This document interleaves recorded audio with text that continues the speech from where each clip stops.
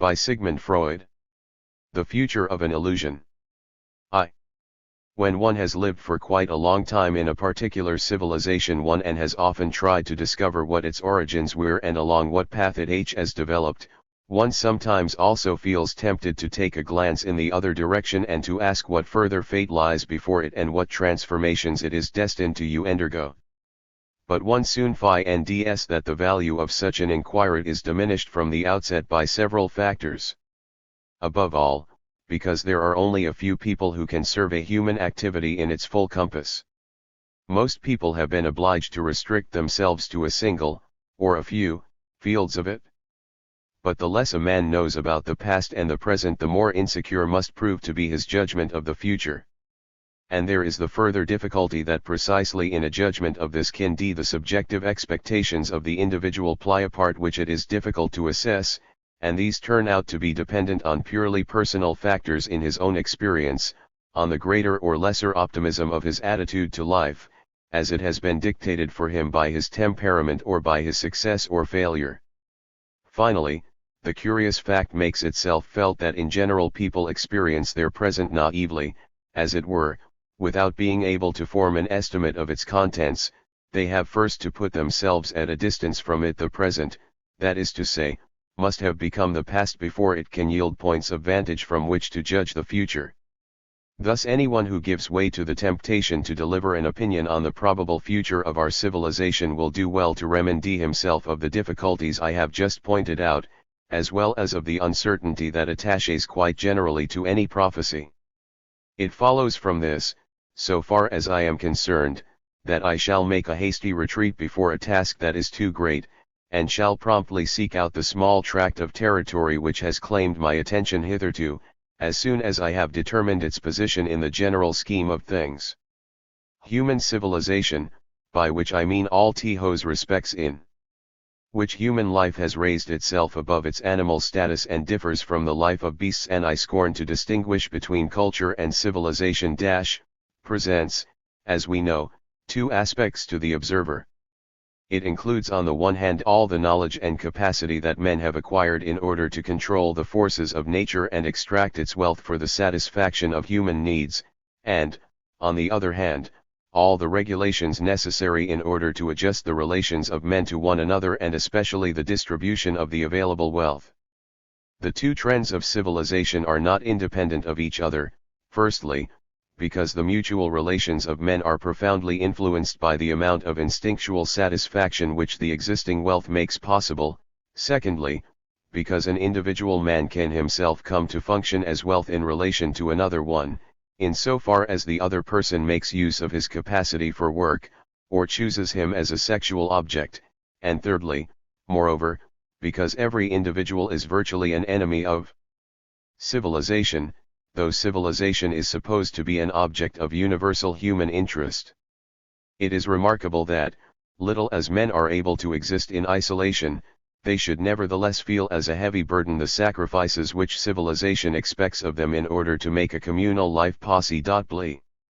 Thus civilization has to be defended against the individual, and its regulations, institutions, and commands are directed to that task.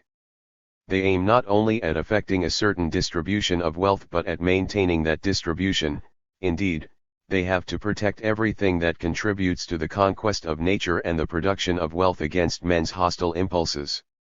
Human creations are easily destroyed, and science and technology, which have built them up, can also be used for their annihilation. One thus gets an impression that civilization is something which was imposed on a resisting majority by a minority which understood how to obtain possession of the means to power and coercion. It is, of course, natural to assume that these difficulties are not inherent in the nature of civilization itself but are determined by the imperfections of the cultural forms which have so far been developed. And in fact it is not difficult to indicate those defects. While mankind has made continual advances in its control over nature and may expect to make still greater ones, it is not possible to establish with certainty that a similar advance has been made in the management of human affairs, and probably at all periods, just as now once again, many people have asked themselves whether what little civilization has thus acquired is indeed worth defending at all. One would think that a reordering of human relations should be possible, which would remove the sources of dissatisfaction with civilization by renouncing coercion and the suppression of the instincts, so that, undisturbed by internal discord, men might devote themselves to the acquisition of wealth and its enjoyment. That would be the golden age, but it is questionable if such a state of affairs can be realized. It seems rather that every civilization must be built up on coercion and renunciation of instinct. It does not even seem certain that if coercion were to cease, the majority of human beings would be prepared to undertake to perform the work necessary for acquiring new wealth. One has, I think, to reckon with the fact that there are present in all men destructive, and therefore antisocial and anti-cultural, trends, and that in a great number of people these are strong enough to determine their behavior in human society. This psychological fact has a decisive importance for our judgment of human civilization. Whereas we might at first think that its essence lies in controlling nature for the purpose of acquiring wealth, and that the dangers which threaten it could be eliminated through a suitable distribution of that wealth among men, it now seems that the emphasis has moved over from the material to the mental. The decisive question is whether and to what extent it is possible to lessen the burden of the instinctual sacrifices imposed on men, to reconcile men to those which must necessarily remain, and to provide a compensation for them. It is just as impossible to do without control of the mass by a minority as it is to dispense with coercion in the work of civilization. For masses are lazy and unintelligent, they have no love for instinctual renunciation, and they are not to be convinced by argument of its inevitability, and the individuals composing them support one another in giving free rein to their indiscipline. It is only through the influence of individuals who can set an example and whom masses recognize as their leaders that they can be induced to perform the work and undergo the renunciations on which the existence of civilization depends. All is well if these leaders are persons who possess superior insight into the necessities of life and who have risen to the height of mastering their own instinctual wishes. But there is a danger that in order not to lose their influence they may give way to the mass more than it gives way to them, and it therefore seems necessary that they shall be independent of the mass by having means to power at their disposal. To put it briefly, there are two widespread human characteristics which are responsible for the fact that the regulations of civilization can only be maintained by a certain degree of coercion, namely, that men are not spontaneously fond of work and that arguments are of no avail against their passions. I know the objections which will be raised against these assertions. It will be said that the characteristic of human masses depicted here, which is supposed to prove that coercion cannot be dispensed with in the work of civilization, is itself only the result of defects in the cultural regulations, owing to which men have become embittered, revengeful and inaccessible. New generations, who have been brought up in kindness and taught to have a high opinion of reason, and who have experienced the benefits of civilization at an early age, will have a different attitude to it. They will feel it as a possession of their very own and will be ready for its sake to make the sacrifices as regards work and instinctual satisfaction that are necessary for its preservation. They will be able to do without coercion and will differ little from their leaders. No culture has so far produced human masses of such a quality. It is because no culture has yet devised regulations which will influence men in this way, and in particular from childhood onwards. It may be doubted whether it is possible at all, or at any rate as yet, at the present stage of our control over nature, to set up cultural regulations of this kind. It may be asked where the number of superior, unswerving, and disinterested leaders are to come from who are to act as educators of the future generations, and it may be alarming to think of the enormous amount of coercion that will inevitably be required before these intentions can be carried out. The grandeur of the plan and its importance for the future of human civilization cannot be disputed. It is securely based on the psychological discovery that man is equipped with the most varied instinctual dispositions, whose ultimate course is determined by the experiences of early childhood. But for the same reason the limitations of man's capacity for education set bounds to the effectiveness of such a transformation in his culture. One may question whether, and in what degree, it would be possible for a different cultural environment to do away with the two characteristics of human masses which make the guidance of human affairs so difficult.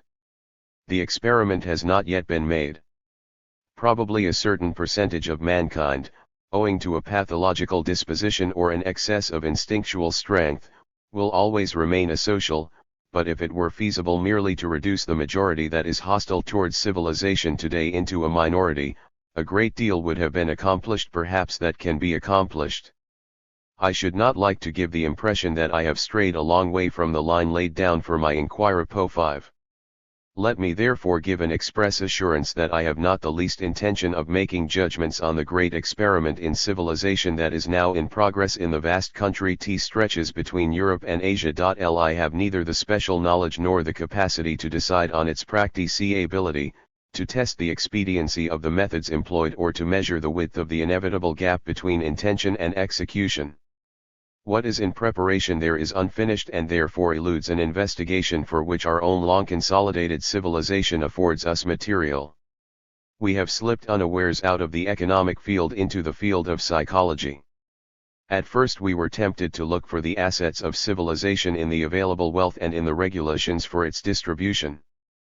But with the recognition that every civilization rests on a compulsion to work and a renunciation of instinct, and therefore inevitably provokes opposition from those affected by these demands, it has become clear that civilization cannot consist principally or solely in wealth itself and the means of acquiring it and the arrangements for its distribution, for these things are threatened by the rebelliousness and destructive mania of the participants in civilization. Alongside of wealth we now come upon the means by which civilization can be defended, measures of coercion and other measures that are intended to reconcile men to it and to recompense them for their sacrifices. These latter may be described as the mental assets of civilization. For the sake of a uniform terminology we will describe the fact that an instinct cannot be satisfied as a frustration, the regulation by which this frustration is established as a prohibition, and the condition which is produced by the prohibition as a privation. The first step is to distinguish between privations which affect everyone and privations which do not affect everyone but only groups, classes, or even single individuals. The former are the earliest, with the prohibitions that established them. Civilization, who knows how many thousands of years ago, began to detach man from his primordial animal condition. We have found to our surprise that these privations are still operative and still form the kernel of hostility to civilization. The instinctual wishes that suffer under them are born afresh with every child. There is a class of people, the neurotics, who already react to these frustrations with a social behavior. Among these instinctual wishes are those of incest, cannibalism, and lust for killing. It sounds strange to place alongside one another wishes which everyone seems united in repudiating, and others about which there is so much lively dispute in our civilization as to whether they shall be permitted or frustrated, but psychologically it is justifiable to do so. Nor is the attitude 10. of civilization to these oldest instinctual wishes by any means uniform. Cannibalism alone seems to be universally proscribed and to the non-psychoanalytic view to have been completely surmounted. The strength of the incestuous wishes can still be detected behind the prohibition against them, and under certain conditions killing is still practiced, and indeed commanded, by our civilization. It is possible that cultural developments lie ahead of us in which the satisfaction of yet other wishes, which are entirely permissible today, will appear just as unacceptable as cannibalism does now. These earliest instinctual renunciations already involve a psychological factor which remains important for all further instinctual renunciations as well. It is not true that the human mind has undergone no development since the earliest times, and that, in contrast to the advances of science and technology, it is the same today as it was at the beginning of history. We can point out one of these mental advances at once. It is in keeping with the course of human development that external coercion gradually becomes internalized, for a special mental agency, man's superego, takes it over and includes it among its commandments. Every child presents this process of transformation to us, only by that means does it become a moral and social being. Such a strengthening of the superego is a most precious cultural asset in the psychological field. Those in whom it has taken place are turned from being opponents of civilization into being its vehicles. The greater their number is in a cultural unit, the more secure is its culture and the more it can dispense with external measures of coercion. Now the degree of this internalization differs greatly between the various instinctual prohibitions. As regards the earliest cultural demands, which I have mentioned, the internalization seems to have been very extensively achieved, if we leave out of account the unwelcome exception of the neurotics. But the case is altered when we come to the other instinctual claims. Here we observe with surprise and concern that a majority of people obey the cultural prohibitions on these points only under the pressure of external coercion, that is, only where that coercion can make itself effective arid so long as it is to be feared. This is also true of what are known as the moral demands of civilization, which likewise apply to everyone. Most of one's experiences of man's moral untrustworthiness fall into this category. There are countless civilized people who would shrink from murder or incest but who do not deny themselves the satisfaction of their avarice, their aggressive urges or their sexual lusts, and who do not hesitate to injure other people by lies, fraud and calumny, so long as they can remain unpunished for it, and this, no doubt, has always been so through many ages of civilization. If we turn to those restrictions that apply only to certain classes of society, we meet with a state of things which is flagrant and which has always been recognized. It is to be expected that these underprivileged classes will envy the favored ones their privileges and will do all they can to free themselves from their own surplus of privation. Where this is not possible, a permanent measure of discontent will persist within the culture concerned, and this can lead to dangerous revolts. If, however, a culture has not got beyond a point at which the satisfaction of one portion of its participants depends upon the suppression of another, and perhaps larger, portion, and this is the case in all present-day cultures, it is understandable that the suppressed people should develop an intense hostility towards a culture whose existence they make possible by their work, but in whose wealth they have too small a share. In such conditions an internalization of the cultural prohibitions among the suppressed people is not to be expected. On the contrary, they are not prepared to acknowledge the prohibitions, they are intent on destroying the culture itself, and possibly even on doing away with the postulates on which it is based. The hostility of these classes to civilization is so obvious that it has caused the more latent hostility of the social strata that are better provided to be overlooked. It goes without saying that a civilization which leaves so large a number of its participants unsatisfied and drives them into revolt neither has nor deserves the prospect of a lasting existence. The extent to which a civilization's precepts have been internalized, to express it popularly and unpsychologically, the moral level of its participants is not the only form of mental wealth that comes into consideration in estimating a civilization's value. There are in addition its assets in the shape of ideals and artistic creations, that is, the satisfactions that can be derived from those sources. People will be only too readily inclined to include the psychikl assets of a culture, its ideals estimates of what achievements are the highest and the most to be striven after. It will seem at first as though these ideals would determine the achievements of the cultural unit, but the actual course of events would appear to be that the ideals are based on the first achievements which have been made possible by a combination of the cul2 res internal gifts and external circums ta and ces, and that these first achievements are then held onto by the ideal as something to be carried further. The satisfaction which the ideal offers to the participants in the cul2 re is thus of a narcissistic nature. It rests on their pride in which has already been successfully achieved. To make this satisfaction complete calls for a comparison with other cultures which have aimed at different achievements and have developed different ideals. On the strength of these differences every culture claims the right to look down on the rest. In this way cultural ideals become a source of discord and enmity between different cultural units, as can be seen most clearly in the case of nations. The narcissistic satisfaction pro6d by the cul2ral ideal is also among the forces which are successful in combating the hostility to culture within the cultural unit.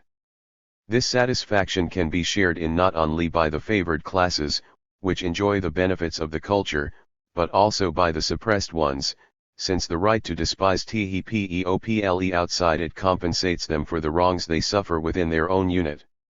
No doubt one is a wretched plebeian, harassed by debts and military serviki, but, to make up for it, one is a Roman citizen, one has one's share in the task of ruling other nations and dictating their laws. This identification of the said classes with the class who rules and exploits them is, however, only part of a larger whole.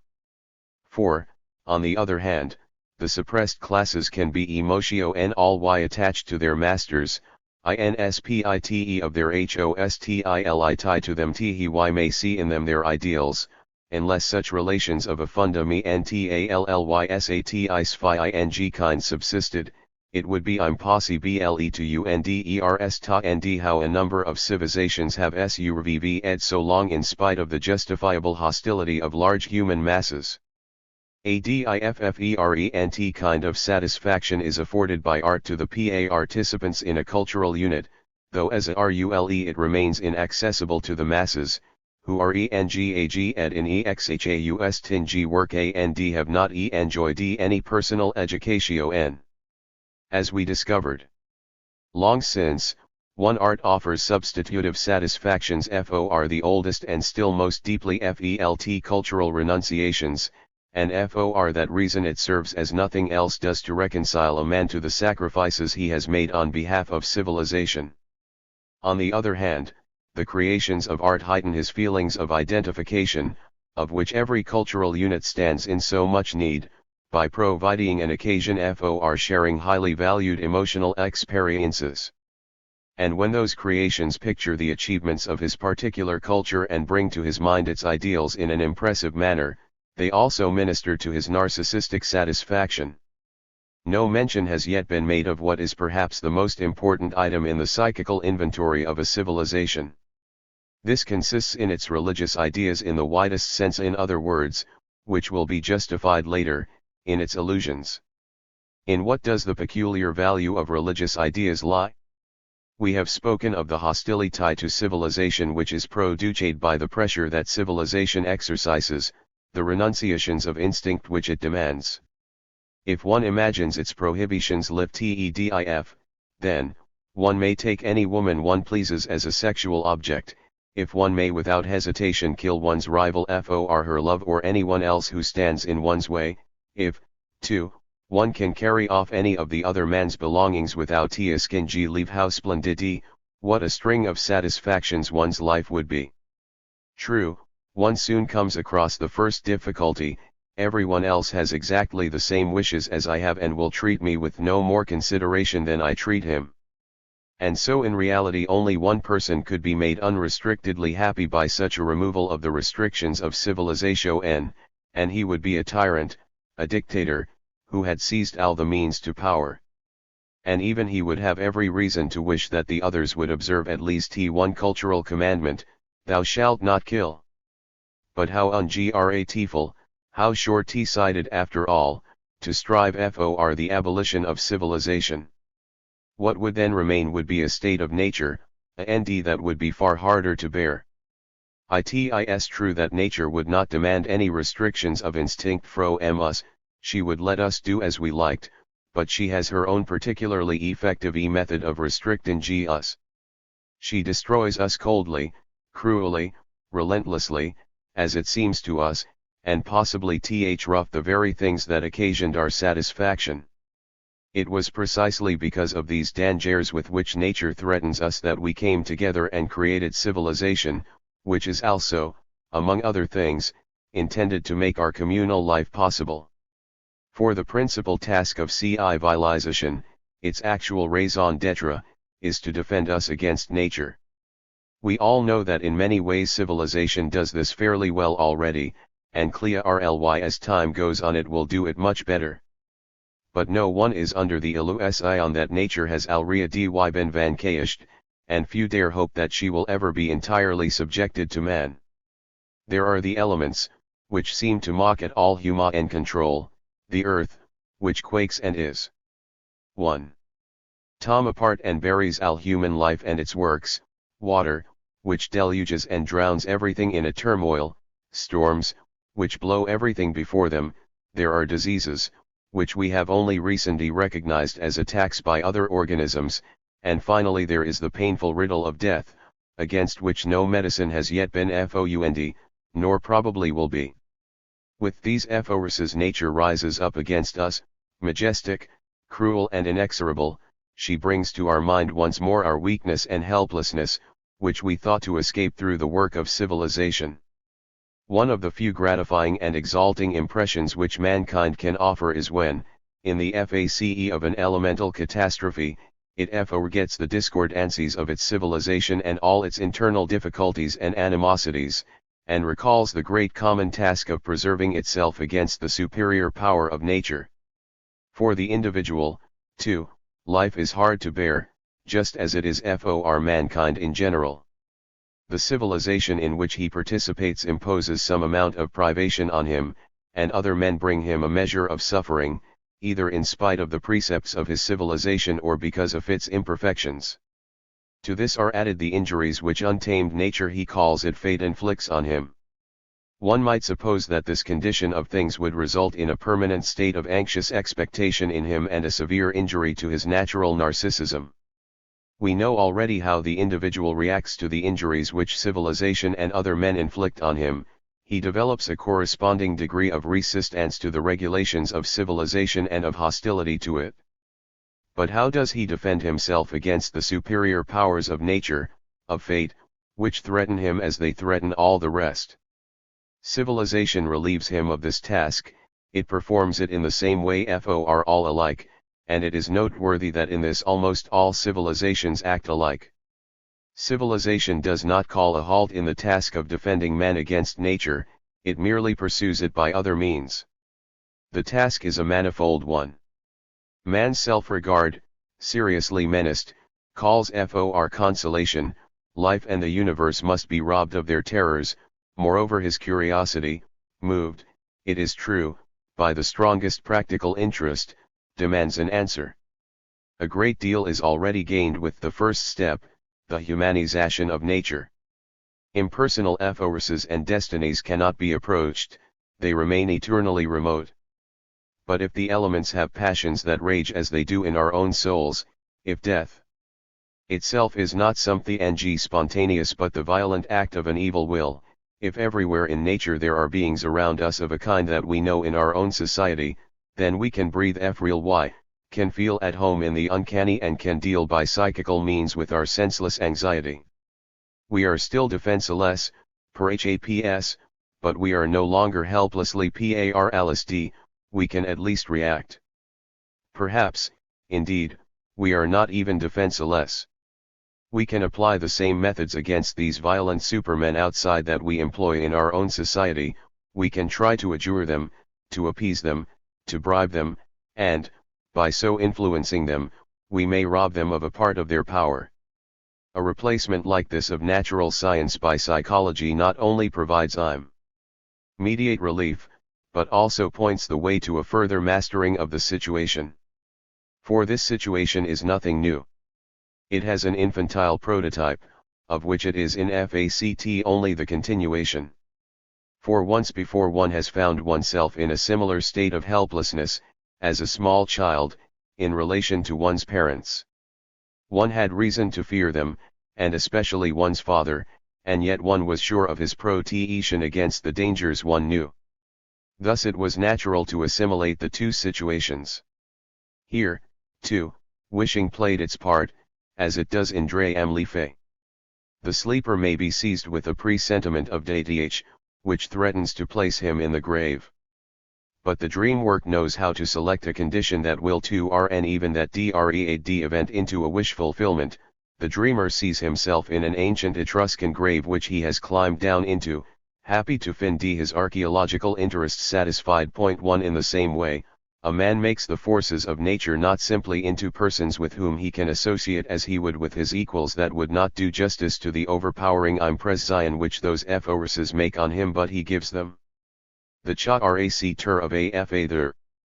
He turns them into gods, following in this, as I have tried to show, not only an infantile prototype but a phylogenetic one.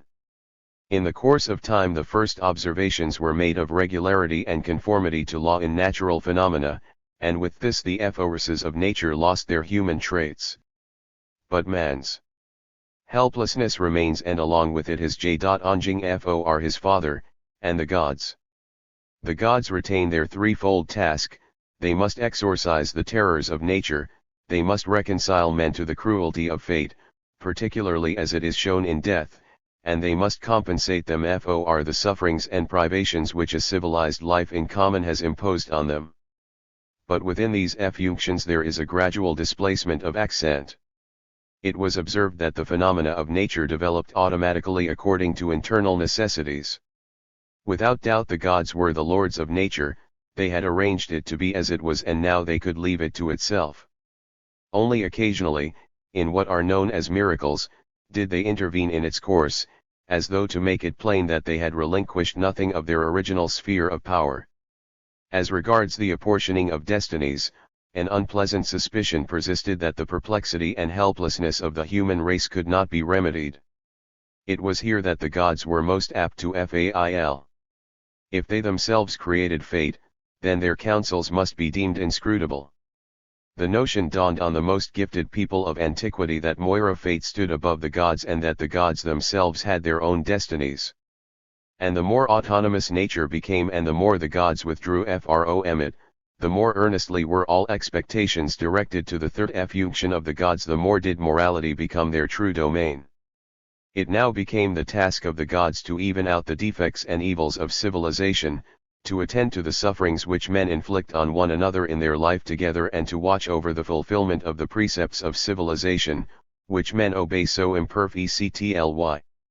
Those precepts themselves were credited with a divine origin, they were elevated beyond human society and were extended to nature and the universe. And thus a store of ideas is created, born from man's need to make his helplessness tolerable, and build up from the material of memories of the helplessness of his own childhood and the childhood of the human race. It can clearly be seen that the possession of these ideas protects him in two directions: against the dangers of nature and fate, and against the injuries that threaten him from human society itself. Here is the gist of the matter. Life in this world serves a higher purpose. No doubt it is not easy to guess what that purpose is, but it certainly signifies a perfecting of man's nature. It is probably the spiritual part of man, the soul, which in the course of time has so slowly and unwillingly detached itself from the body, that is the objective of this elevation and exaltation. Everything that happens in this world is an expression of the intentions of an intelligence superior to us, which in the end, though its ways and dbywis are difficult to follow, orders everything for the best it is, to make it enjoyable for us.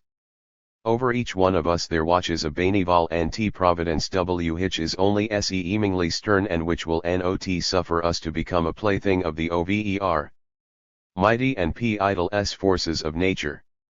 Death itself is not extinction, is not a return to inorganic lifelessness, but the beginning of a new kind of existence which lies on the path of development to something higher. And, looking in the other direction, this view announces that the same moral laws which our civilizations have set up govern the whole universe as well, except that they are maintained by a supreme court of justice with incomparably more power and consistency. In the end all good is rewarded and all evil punished, if not actually in this form of life then in the later existences that begin after death. In this way all the terrors, the sufferings, and the hardships of life are destined to be obliterated. Life after death, continues life on earth just as the invisible part of the spectrum joins onto the visible part, brings us all the perfection that we may perhaps have missed here. And the superior wisdom which directs this course of things, the infinite goodness that expresses itself in it, the justice that achieves its aim in it are the attributes of the divine beings who also created us and the world as a whole, or rather, of the one divine being into which, In our civilization, all the gods of antiquity have been condensed. The people which first succeeded in thus concentrating the divine attributes was not a little proud of the advance. It had laid open to view the Father who had all along been hidden behind every divine figure as its nucleus. Fundamentally this was a return to the historical beginnings of the idea of God. Now that God was a single person, man's relations to him could recover the intimacy and intensity of the child's relation to his Father. But if one had done so much for one's father, one wanted to have a reward, or at least to be his only hild, his chosen people. Very much later, pious America laid claim to being God's own country, and, as regards one of the shapes in which men worship the deity, the claim is undoubtedly valid. The religious ideas that have been summarized above have of course passed through a long process of development and have been adhered to in various phases by various civilizations. I have singled out one such phase, which roughly corresponds to the final form taken by our present-day white Christian civilization. It is easy to see that not all the parts of this picture tally equally well with one another, that not all the questions that press for an answer receive one, and that it is difficult to dismiss the contradiction of daily experience. Nevertheless, such as they are, those ideas which are religious in the widest sense are prized as the most precious possession of civilization, as the most precious thing it has to offer its participants. It is far more highly prized than all the devices for winning treasures from the earth or providing men with sustenance or preventing their illnesses, and so forth. People feel that life would not be tolerable if they did not attach to these ideas the value that is claimed for them. And now the question arises, what are these ideas in the light of psychology? Whence do they derive the esteem in which they are held? And, to take a further timid step, what is their real worth?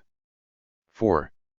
An inquiry which proceeds like a monologue, without interruption, is not altogether free from danger. One is too easily tempted into pushing aside thoughts which threaten to break into it, and in exchange one is left with a feeling of uncertainty which in the end one tries to keep down by over-decisiveness.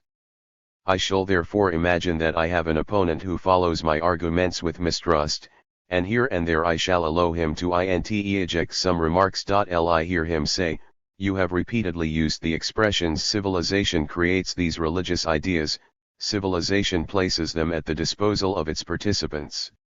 There is something about this that sounds strange to me. I cannot myself say why, but it does not sound so natural as it does to say that civilization has made rules about distributing the products of labor or about rights concerning women and children. I think, all the same, that I am justified in expressing myself in this way. I have tried to show that religious ideas have arisen from the same need as have all the other achievements of civilization, from the necessity of defending oneself against the crushingly superior force of nature. To this a second motive was added, the urge to rectify the shortcomings of civilization which made themselves painfully felt. Moreover, it is especially apposite to say that civilization gives the individual these ideas, for he finds them there already, they are presented to him ready-made, and he would not be able to discover them for himself. What he is entering into is the heritage of many generations, and he takes it over as he does the multiplication table, geometry, and similar things. There is indeed a difference in this, but that difference lies elsewhere and I cannot examine it yet. The feeling of strangeness that you mention may be partly due to the fact that this body of religious ideas is usually put forward as a divine revelation. But this presentation of it is itself a part of the religious system, and it entirely ignores the known historical development of these ideas and their differences in different epochs and civilizations. Here is another point, which seems to me to be more important. You argue that the humanization of nature is derived from the need to put an end to man's perplexity and helplessness in the face of its dreaded forces, to get into a relation with them and finally to influence them. But a motive of this kind seems superfluous. Primitive man has no choice, he has no other way of thinking. It is natural to him, something innate, as it were, to project his existence outwards into the world and to regard every event which he observes as the manifestation of beings who at bottom are like himself. It is his only method of comprehension.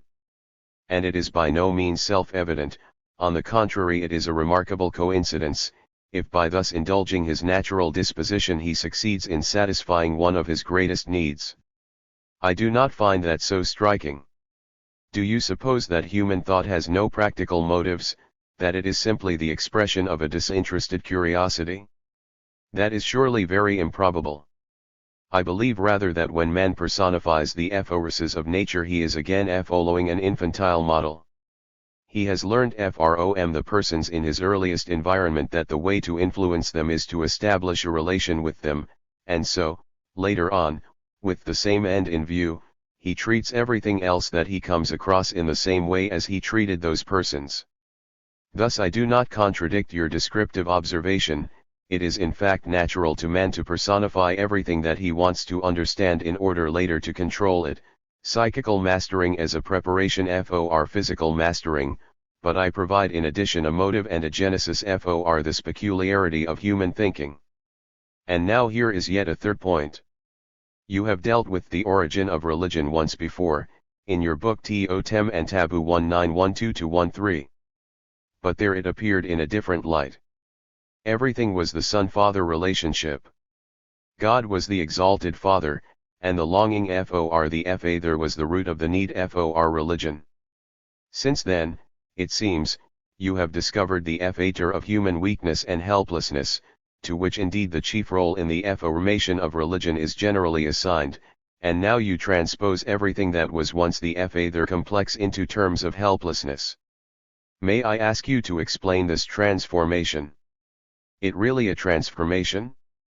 In Totem and Taboo it was not my purpose to explain the origin of religions but only of totemism. Can you, from any of the views known to you, explain the fact that the first shape in which the protecting deity revealed itself to men should have been that of an animal, that there was a prohibition against killing and eating this animal and that nevertheless the solemn custom was to kill and eat it communally once a year? This is precisely what happens in totemism. And it is hardly to the purpose to argue about whether totemism ought to be called a religion. It has intimate connections with the later god religions. The totem animals become the sacred animals of the gods, and the earliest, but most fundamental moral restrictions, the prohibitions against murder and incest, originate in totemism. Whether or not you accept the conclusions of Totem and Taboo, I hope you will admit that a number of very remarkable, disconnected facts are brought together in it into a consistent whole. The question of why in the long run the animal god did not suffice, and was replaced by a human one, was hardly touched on in Totem and Taboo, and other problems concerning the formation of religion were not mentioned in the book at all. Do you regard a limitation of that kind as the same thing as a denial? My work is a good example of the strict isolation of the particular contribution which psychoanalytic discussion can make to the solution of the problem of religion.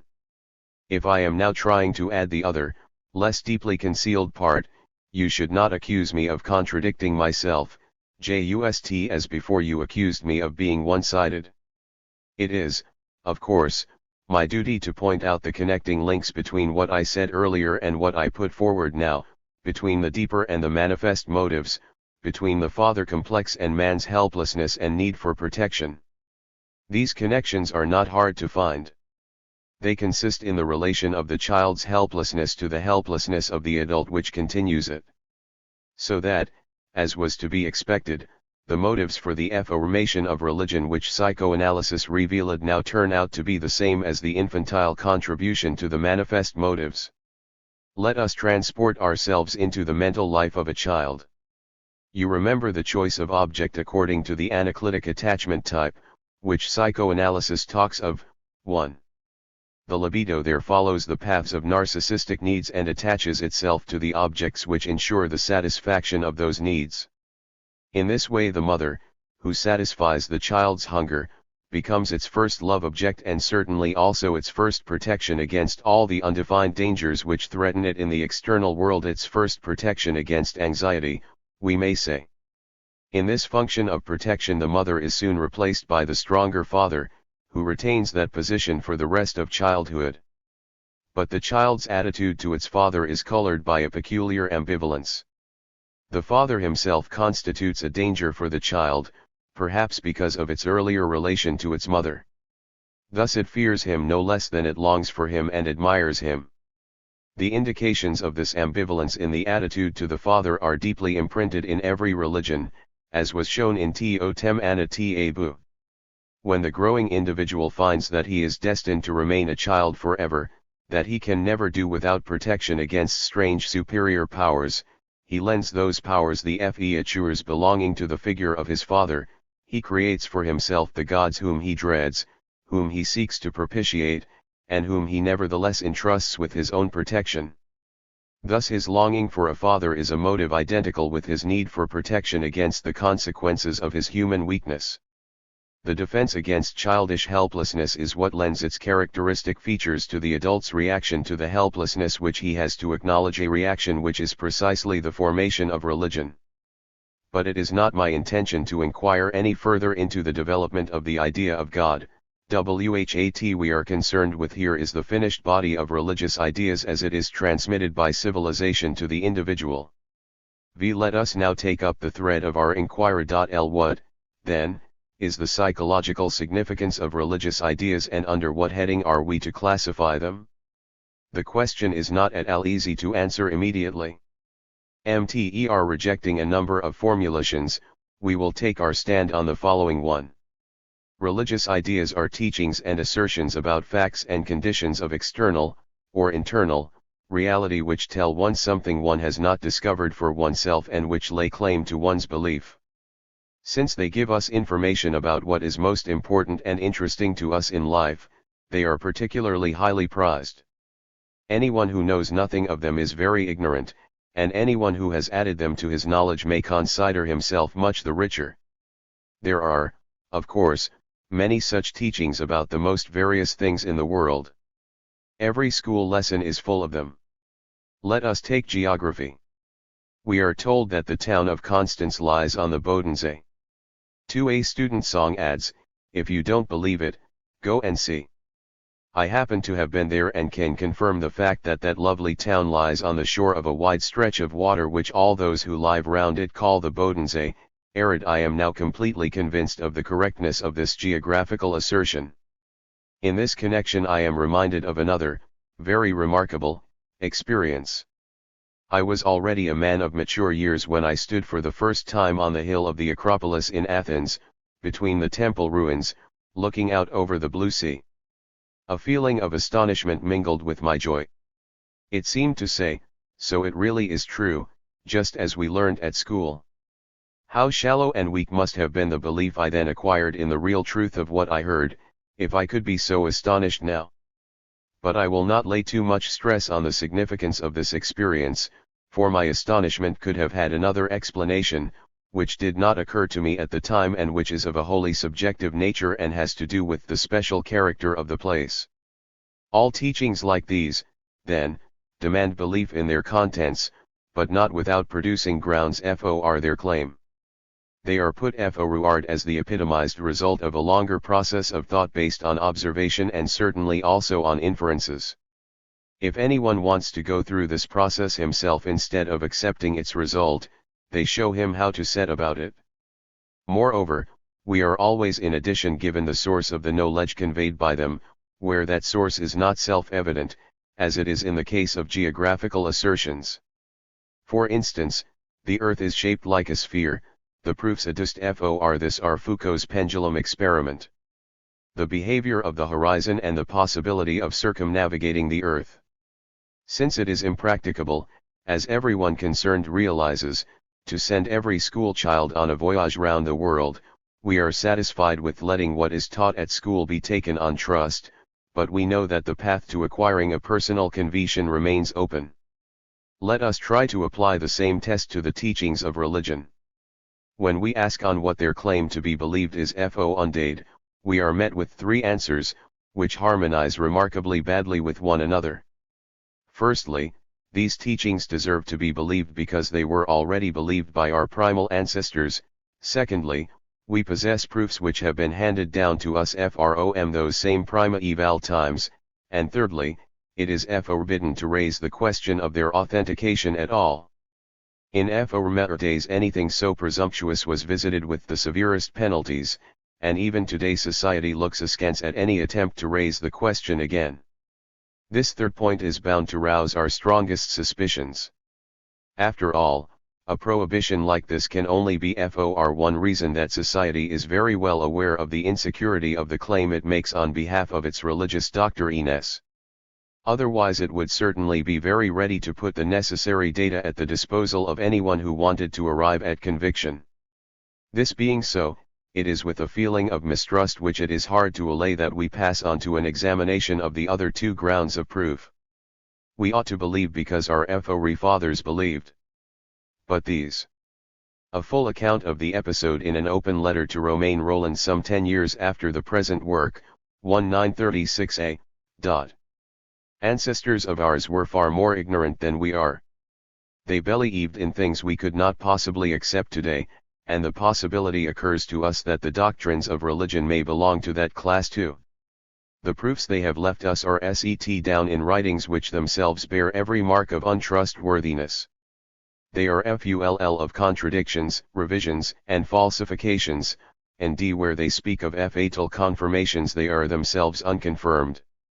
It does not help much to have it asserted that their wording, or even their content only, originates from divine revelation, for this assertion is itself one of the doctrines whose authenticity is under examination, and no proposition can be a proof of itself. Thus we arrive at the singular conclusion that of all the information provided by our cultural assets it is precisely the elements which might be of the greatest importance to us and which have the task of solving the riddles of the universe and of reconciling us to the sufferings of life, it is precisely those elements that are the least well authenticated of any. We hold not be able to bring ourselves to accept an ething of so little concern to us as the fact that whales bear young instead of laying eggs, if it were not capable of better proof than this. This state of affairs is in itself a very remarkable psychological problem. And let no one suppose that what I have said about the impossibility of proving the truth of religious doctrines contains anything new. It has been felt at all times undoubtedly, too, by the ancestors who bequeathed us this legacy. Many of them probably nourished the same doubts as ours, but the pressure imposed on them was too strong for them to have dared to utter them. And since then countless people have been tormented by similar doubts, and have striven to suppress them, because they thought it was their duty to believe. Many brilliant intellects have broken down over this conflict, and many characters have been impaired by the compromises with which they have tried to find a way out of it. If all the evidence put forward for the authenticity of religious teachings originates in the past, it is natural to look round and see whether the present, about which it is easier to form judgments, may not also be able to furnish evidence of the sort. If by this means we could succeed in clearing even a single portion of the religious system from doubt, the whole of it would gain incredibility. The proceedings of the spiritualists meet us at this point. They are convinced of the survival of the individual soul, and they seek to demonstrate to us beyond doubt the truth of this one religious doctrine. Unfortunately they cannot succeed in refuting the fact that the appearance and utterances of their spirits are merely the products of their own mental activity. They have called up the spirits of the greatest men and of the most eminent thinkers, but all the pronouncements and information which they have received from them have been so foolish and so wretchedly meaningless that one can find nothing credible in them but the capacity of the spirits to adapt themselves to the circle of people who have conjured them up. I must now mention two attempts that have been made, both of which convey the impression of being desperate efforts to evade the problem. One, of a violent nature, is ancient, the other is subtle and modern. The first is the credo quia absurdum of the early father of the Church. It maintains that religious doctrines are outside the jurisdiction of reason, are above reason. Their truth must be felt inwardly, and they need not be comprehended. but this credo is only of interest as a self-confession. As an authoritative statement it has no binding force. Am I to be obliged to believe every absurdity? And if not, why this one in particular? There is no appeal to a court above that of reason. If the true th of religious doctrines is dependent on an inner experience which bears witness to that truth, what is one to do about the many people who do not have this rare experience? One may require every man to use the gift of reason which he possesses, but one cannot erect, on the basis of a motive that exists only for a very few, an obligation that shall apply to everyone. If one man has gained an unshakable conviction of the true reality of religious doctrines from a state of ecstasy which has deeply moved him, of what significance is that to others? The second attempt is the one made by the philosophy of as if. This asserts that our thought activity includes a great number of hypotheses whose groundlessness and even absurdity we fully realize. They are called fictions, but for a variety of practical reasons we have to behave as if we believed in these fictions. This is the case with religious doctrines because of their incomparable importance for the maintenance of human society. 1. This line of argument is not far removed from the credo quia absurdum. But I think the demand made by the as if argument is one that only a philosopher could put forward. A man whose thinking is not influenced by the artifices of philosophy will never be able to accept it. In such a man's view, the admission that something is absurd or contrary to reason leaves no more to be said. It cannot be expected of him that precisely in treating his most important interests he shall forego the guarantees he requires for all his ordinary activities. I am reminded of one of my children who was distinguished at an early age by a peculiarly marked matter-of-factness. When the children were being told a fairy story and were listening to it with rapt attention, he would come up and ask, "Is that a true story?" When he was told it was not, he would turn away with a look of disdain. We may expect that people will soon behave in the same way towards the fairy tales of religion, in spite of the advocacy of as if. But at present they still behave quite differently, and in past times religious ideas, in spite of their incontrovertible lack of authentication, have exercised the strongest possible influence on mankind. This is a fresh psychological problem. We must ask where the inner RCE of those doctrines lies and to what it is that they owe their efficacy, independent as it is of recognition by reason. I think we have prepared the way sufficiently for an answer to both these questions. It will be found if we turn our attention to the psychical origin of religious ideas. These, which are given out as teachings, are not precipitates of experience or end results of thinking, they are illusions, fulfillments of the oldest, strongest, and most urgent wishes of mankind. The secret of their strength lies in the strength of those wishes. As we already know, the terrifying impression of helplessness in childhood aroused the need for protection through love which was provided by the father, and the recognition that this helplessness lasts throughout life made it necessary to cling to the existence of a father, but this time a more powerful one. Thus the benevolent rule of a divine providence allays our fear of the dangers of life. The establishment of a moral world order ensures the fulfillment of the demands of justice, which have so often remained unfulfilled in human civilization, and the prolongation of earthly existence in a future life provides the local and temporal framework in which these wish fulfillments shall take place. Answers to the riddles that tempt the curiosity of man, such as how the universe began or what the relation is between body and mind, are developed in conformity with the underlying assumptions of this system. It is an enormous relief to the individual psyche if the conflicts of its childhood arising from the father complex conflicts which it has never wholly overcome are removed from it and brought to a solution which is universally accepted. When I say that these things are all illusions, I must define the meaning of the word. An illusion is not the same thing as an error, nor is it necessarily an error. Aristotle's belief that vermin are developed out of dung, a belief to which ignorant people still cling, was an error. So was the belief of a former generation of doctors that tabs dorsalis is the result of sexual excess.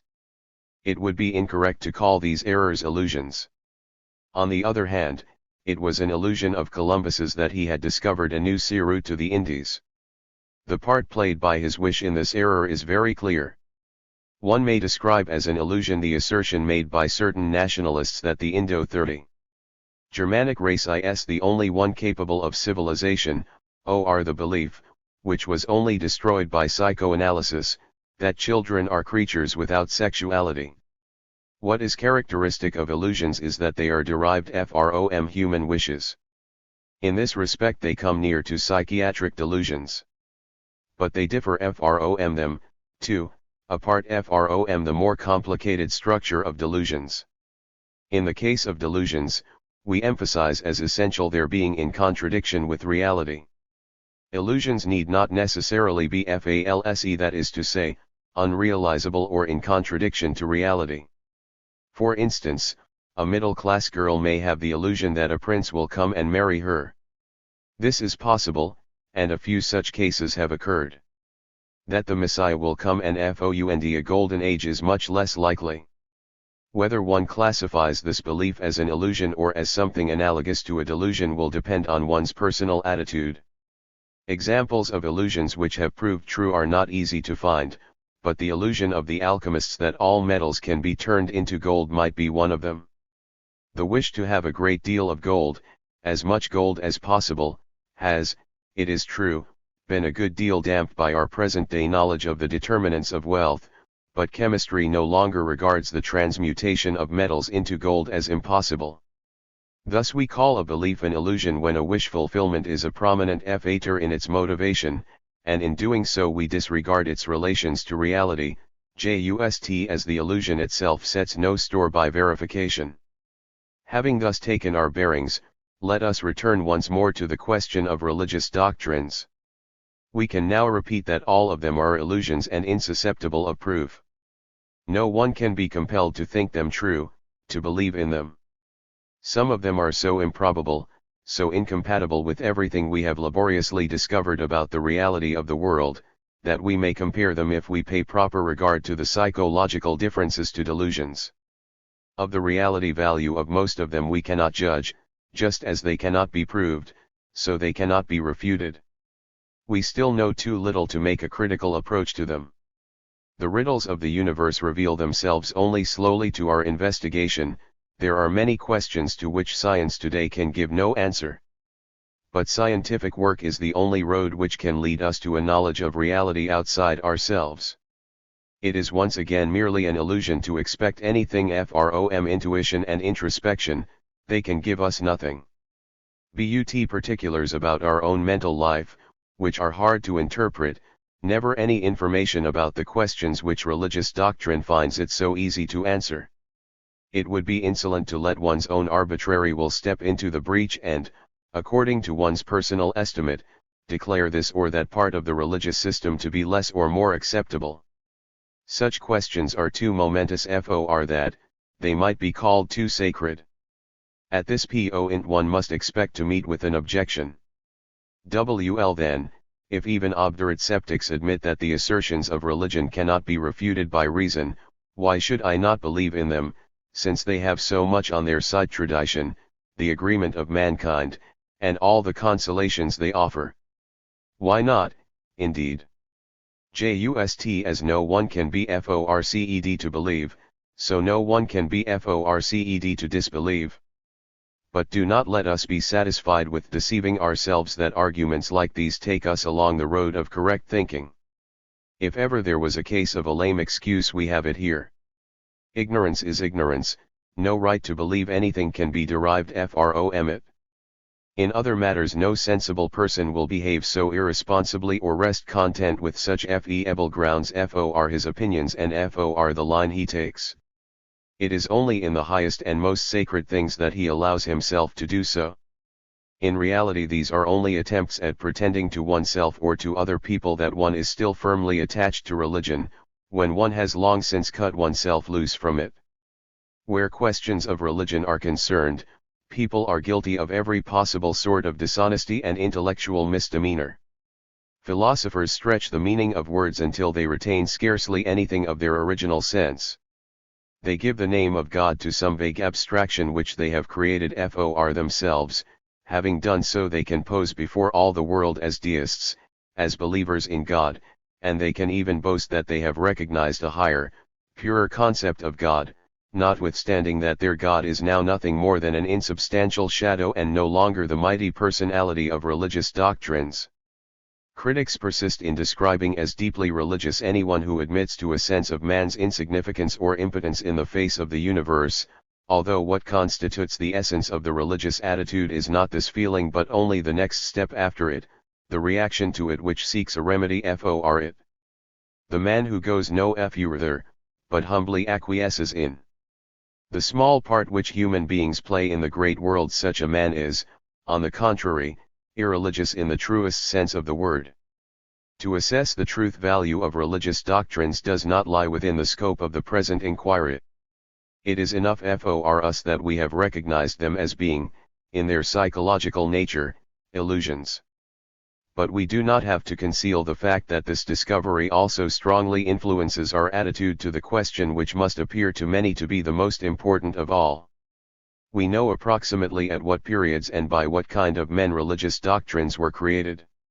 If in addition we discover the motives which led to this, our attitude to the problem of religion will undergo a marked displacement.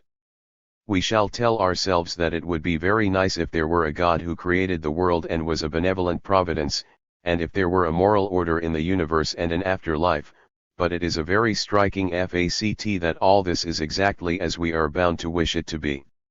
And it would be more remarkable still if our wretched, ignorant, and downtrodden ancestors had succeeded in solving all these difficult riddles of the universe. 7. Having recognized religious doctrines as illusions, we are at once faced by a further question: may not other cultural assets of which we hold a high opinion and by which we let our lives be ruled be of a similar nature? Must not the assumptions that determine our political regulations be called illusions as well? And is it not the case that in our civilization the relations between the sexes are disturbed by an erotic illusion or a number of such illusions? And once our suspicion has been aroused, we shall not shrink from asking too whether our conviction that we can learn something about external reality through the use of observation and reasoning in scientific work, whether this conviction has any better foundation. Nothing ought to keep us from directing our observation to our own selves or from applying our thought to criticism of itself. In this field a number of investigations open out before us, whose results could not but be decisive for the construction of a Weltanschauung. We surmise, moreover, that such an effort would not be wasted and that it would at least in part justify our suspicion. But the author does not dispose of the means for undertaking so comprehensive a task. He needs must confine his work to following out one only of these illusions, that, namely, of religion. But now the loud voice of our opponent brings us to a halt. We are called to account for our wrongdoing. Archaeological interests are no doubt most praiseworthy, but no one undertakes an excavation if by doing so he is going to undermine the habitations of the living so that they collapse and bury people under their ruins. The doctrines of religion are not a subject one can quibble about like any other. Our civilization is built up on them, and the maintenance of human society is based on the majority of men's believing in the truth of those doctrines. If men are taught that there is no almighty and all-just God, no divine world order and no future life, they will exempt from all obligation to obey the precepts of civilization. Everyone will, without inhibition or follow his asocial, egoistic instincts and seek to exercise his power. Chaos, which we have banished through many thousands of years of the work of civilization, will come again. Even if we knew, and could prove, that religion was not in possession of the truth, we ought to conceal the fact and behave in the way prescribed by the philosophy of as if, and this in the interest of the preservation of us all. And apart from the danger of the undertaking, it would be a purposeless cruelty. Countless people find their one consolation in religious doctrines, and can only bear life with their help. You would rob them of their support, without having anything better to give them in exchange. It is admitted that so far science has not achieved much, but even if it had advanced much further it would not suffice for man. Man has imperative needs of another sort, which can never be satisfied by cold science, and it is very strange indeed, it is the height of inconsistency that a psychologist who has always insisted on what a minor part is played in human affairs by the intelligence as compared with the life of the instincts, that such a psychologist should now try to rob mankind of a precious wish fulfillment and should propose to compensate them for it with intellectual nourishment.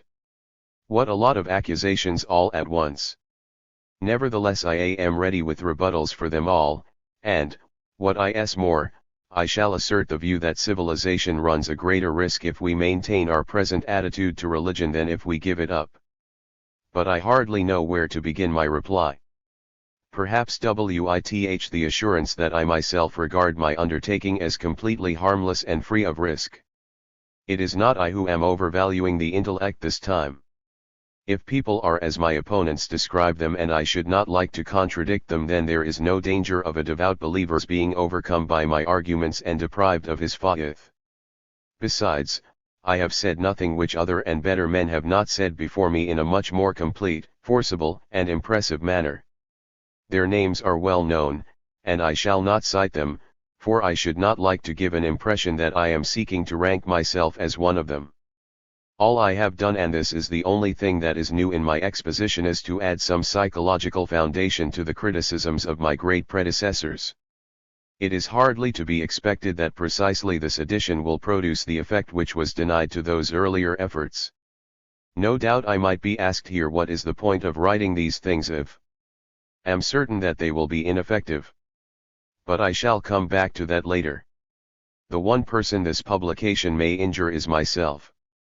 I shall have to listen to the most disagreeable reproaches for my shallowness, narrow-mindedness, and lack of idealism or of understanding for the highest interests of mankind. But on the one hand, such remonstrances are not new to me, and on the other, if a man has already learnt in his youth to rise superior to the disapproval of his contemporaries, what can it matter to him in his old age when he is certain soon to be beyond the reach of all favour or disfavour? In former times it was different. Then utterances such as mine brought with them a sure curtailment of one's earthly existence and an effective speeding up of the opportunity for gaining a personal experience of the afterlife. But, I repeat, those times are past, and today writings such as this bring no more danger to their author than to their readers. The most that can happen is that the translation and distribution of his book will be forbidden in one country or another, and precisely, of course, in a country that is convinced of the high standard of its culture. But if one puts in any plea at all for the renunciation of wishes and for acquiescence in fate, one must be able to tolerate this kind of injury too. The further question occurred to me whether the publication of this work might not after all do harm. Not to a person, however, but to a cause, the cause of psychoanalysis. For it cannot be denied that psychoanalysis is my creation, and it has met with plenty of mistrust and ill will. In now come forward with such displeasing pronouncements, people will be only too ready to make a displacement from my person to psychoanalysis. Now we see, they will say, where psychoanalysis leads to. The mask has fallen, it leads to a denial of God and of a moral ideal, as we always suspected. To keep us from this discovery we have been deluded into thinking that psychoanalysis has no Weltanschauung Jung and never can construct one. An outcry of this kind will really be disagreeable to me on account of my many fellow workers, some of whom do not by any means share my attitude to the problems of religion. But psychoanalysis has already weathered many storms, and now it must brave this fresh one. In point of fact, psychoanalysis is a method of research, an impartial instrument, like the infinitesimal calculus, as it were. If a physicist were to discover with the latter's help that after a certain time the Earth would be destroyed, we would nevertheless hesitate to attribute destructive tendencies to the calculus itself, and therefore to proscribe it. Nothing that I have said here against the truth value of religions needed the support of psychoanalysis. It had been said by others long before analysis came into existence.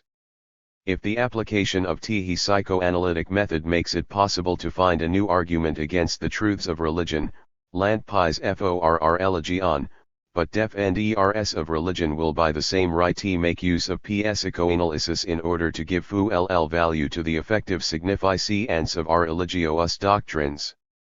And now to proceed with our defense. Our religion has clearly performed great services for human civilization. It has contributed much towards the taming of the asocial instincts. But not enough. It has ruled human society for many thousands of years and has had time to show what it can achieve. If it had succeeded in making the majority of mankind happy, in rooting them, in reconciling them to life and in making them into vehicles of civilization, no one would dream of attempting to alter the existing conditions. But what do we see instead? We see that an appallingly large number of people are dissatisfied with civilization and unhappy in it, and feel it as a yoke which must be shaken off, and that these people either do everything in their power to change that civilization, or else go so far in their hostility to it that they will have nothing to do with civilization or with the restriction of instinct. At this point it will be objected against us that this state of affairs is due to the very fact that our religion has lost a part of its influence over human masses precisely because of the deplorable effect of the advances of science. We will note this admission and the reason given for it, and we shall make use of it later for our own purposes, but the objection itself has no force. It is doubtful whether men were in general happier at a time when religious doctrines held unrestricted sway, more moral they certainly were not. They have always known how to externalize the precepts of religion and thus to nullify their intentions. The priests, whose duty it was to ensure obedience to our religion, met thmhlfwi in this. God's kindness must lay a restraining hand on his justice. One sinned, and then one made a sacrifice or did penance and then one was free to sin once more. Russian introspectiveness has reached the pitch of concluding that sin is indispensable for the enjoyment of all the blessings of divine grace, so that, at bottom, sin is pleasing to God. It is no secret that the priests could only keep the masses submissive to religion by making such large concessions as these to the instinctual nature of man. Thus it was agreed, God alone is strong and good, man is weak and sinful. In every age immorality has found no less support in religion than morality has. If the achievements of religion in respect to man's happiness, susceptibility to cultural and moral control are no better than this, the question cannot but arise whether we are not overrating its necessity for mankind, and whether we do wisely in basing our cultural demands upon it. Let us consider the unmistakable situation as it is today. We have heard the admission that religion no longer has the same influence on people that it used to. We are here concerned with European Christian civilization. And this is not because its promises have grown less but because people find them less credible. Let us admit that the reason, though perhaps not the only reason for this change, is the increase of the scientific spirit in the higher strata of human society.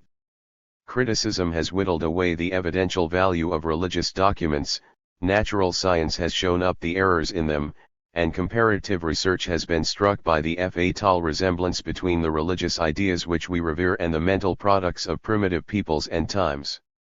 The scientific spirit brings about a particular attitude towards worldly matters, before religious matters it pauses for a little, hesitates, and finally there too crosses the threshold. In this process there is no stopping. The greater the number of men to whom the treasures of knowledge become accessible, the more widespread is the falling away from religious belief, at first only from its obsolete and objectionable trappings, but later from its fundamental postulates as well. The Americans who instituted the monkey trial at Dayton too have alone shown themselves consistent. Elsewhere the inevitable transition is accomplished by way of half measures and insincerities. Civilization has little to fear from educated people and brain workers. In them the replacement of religious motives for civilized behavior by other, secular motives would proceed unobtrusively. Moreover, Such people are to a large extent themselves vehicles of civilization. But it is another matter with the great mass of the uneducated and oppressed, who have every reason for being enemies of civilization. So long as they do not discover that people no longer believe in God, all is well.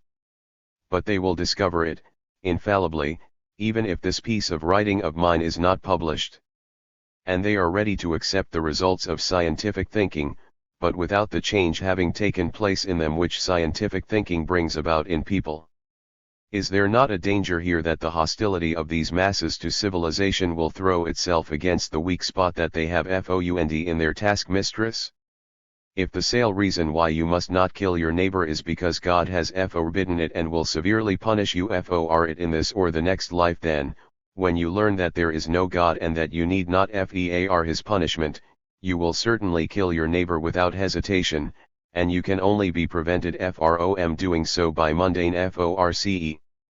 Thus either these dangerous masses must be held down most severely and kept most carefully away from any chance of intellectual awakening, or else the relationship between civilization and religion must undergo a fundamental revision. 8. One might think that there would be no special difficulties in the way of carrying out this latter proposal. It is true that it would involve a certain amount of renunciation, but more would perhaps be gained than lost, and a great danger would be avoided. Everyone is frightened of it, however, as though it would expose civilization to a still greater danger. When Saint Boniface cut down the tree that was venerated as sacred by the Saxons, the bystanders expected some fearful event to follow upon the sacrilege. But nothing happened, and the Saxons accepted baptism. When civilization laid down the commandment that a man shall not kill the neighbor whom he hates or who is in his way or whose property he covets, this was clearly done in the interest of man's communal existence, which would not otherwise be practicable. For the murderer would draw down on himself the vengeance of the murdered man's kinsmen and the secret envy of others, who within themselves feel as much inclined as he does for such acts of violence. Thus he would not enjoy his revenge or his robbery for long, but would have every prospect of soon being killed himself. Even if he protected himself against his single foes by extraordinary strength and caution, he would be bound to succumb to a combination of weaker men. If a combination of this sort did not take place, the murdering would continue endlessly and the final outcome would be that men would exterminate one another. We should arrive at the same state of affairs between individuals as still persists in Corsica between families, though elsewhere only between nations. Insecurity of livy, which is an equal danger for everyone, now unites men into a society which prohibits the individual from killing and reserves to itself the right to communal killing of anyone who violates the prohibition. Here, then, we have justice and punishment. But we do not publish this rational explanation of the prohibition against murder. We assert that the prohibition has been issued by God. Thus we take it upon ourselves to guess his intentions, and we find that he, too, is unwilling for men to exterminate one another.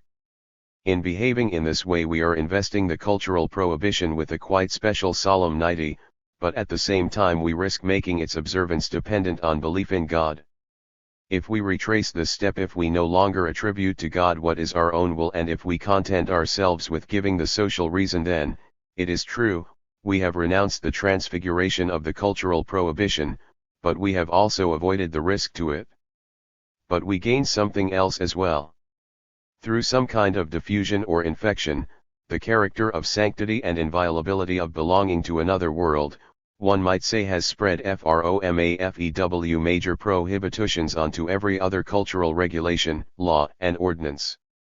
But on these the halo often looks far from becoming. Not only do they invalidate one another by giving contrary decisions at different times and places, but apart from this they show every sign of human inadequacy. It is easy to recognize in them things that can only be the product of short-sighted apprehensiveness or an expression of selfishly narrow interests or a conclusion based on insufficient premises. The criticism which we cannot fail to level at them also diminishes to an unwelcome extent our respect for other, more justifiable cultural demands.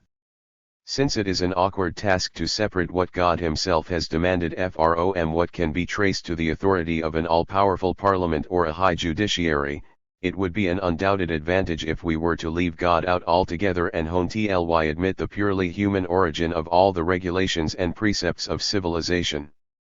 Along with their pretended sanctity, these commandments and laws would lose their rigidity and unchangeableness as well. People could understand that they are made, not so much to rule them as, on the contrary, to serve their interests, and they would adopt a more friendly attitude to them, and instead of aiming at their abolition, would aim only at their improvement. This would be an important advance along the road which leads to becoming reconciled to the burden of civilization. But here are for ascribing purely rational reasons to the precepts of civilization, that is to say, for deriving them from social necessity is interrupted by a sudden doubt. We have chosen as our example the origin of the prohibition against murder. But does our account of it tally with historical truth? We are not, it appears to be nothing but a rationalistic construction.